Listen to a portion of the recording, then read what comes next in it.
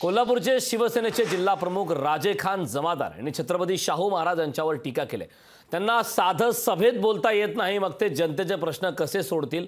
त्यांनी कधी कोणत्या कार्यकर्त्यांशी संवाद साधला नाही तर ते भविष्यात कसे नेतृत्व करतील असा सवाल त्यांनी उपस्थित केलाय। या संदर्भात त्यांच्याशी बातचीत केली आमचे प्रतिनिधी सतेज औंधकर यांनी। पाहूयात।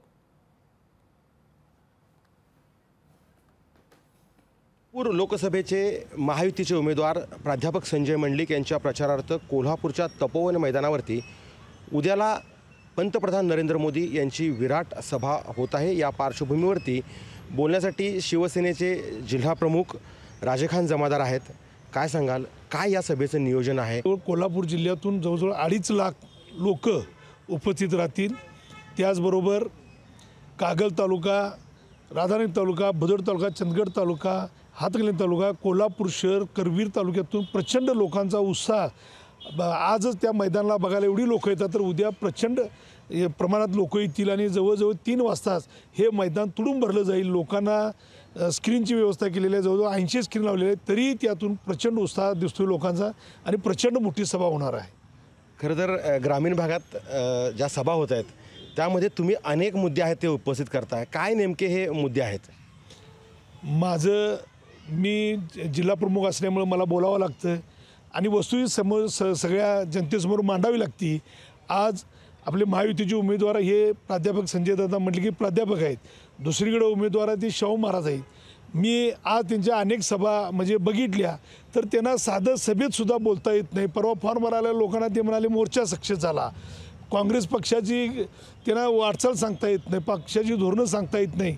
मग हे जर अपघाताने निवडून आले तर संसदेत गेले तर या कोल्हापूर जिल्ह्यातील प्रश्न कसे मांडणार, लोकांच्या समोर ते कसे बोलणार? आज ते महाराज आहेत, त्यांच्याबद्दल आम्हाला आदर आहे, भविष्यातही त्यांच्याबद्दल आपल्याला आदर राहील। परंतु हे राजा म्हणून त्यांचा आपण सन्मान करू शकतोय। मुळात ह्यांच्या वाड्यात लोकांना 10-11च्या समोर 11च्या पुढे कुणाला भेटता येत नाही, जाता येत नाही। 50 रुपये तिकीट दिलं जातं, 50 रुपये तिकीट घेतल्याशिवाय आत घेतलं जात नाही। लोकांना यांना भेटायची सवय नाही, लोकात मिसळायची सवय नाही। लोकांच्या कुठल्या सामान्यांच्या कार्यक्रमाला कधी त्यांची उपस्थिती नसते, कधी गोरगरीब जनतेच्या कार्यक्रमाला ते नसतात, गोरगरीब जनतेच्या सुखदुःखात ते कधी मिसळू शकत नाहीत।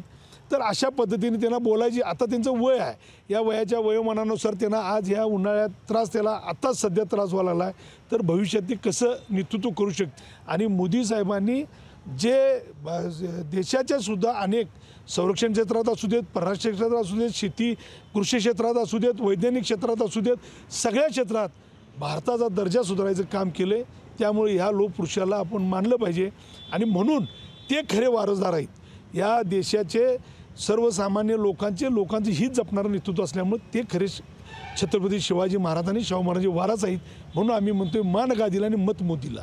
सतेज औंधकर, लोकशाही मराठी, कोल्हापूर। लोकशाही मराठी, ऐका, पहा, जागरूक रहा।